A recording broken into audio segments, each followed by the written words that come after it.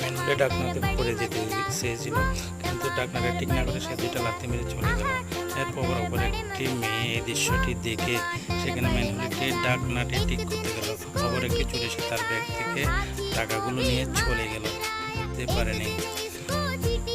অপর একটি মেয়ে ওই চোরটার সাথে ধাক্কা লাগিয়ে তার থেকে টাকাটা নিয়ে নিল এবং বললো যে আমার সাথে কিছু নেই। তখন মেয়েটা চলে গিয়ে ওই মেয়েটার পিছনে নেলো, যে মেয়েটার থেকে টাকা চুরে নিয়ে ফেলছে। তখন বলছে আপনার কাছে কি পানি হবে? মেয়েটা বলল যে হ্যাঁ, একটু করে হতে পারে।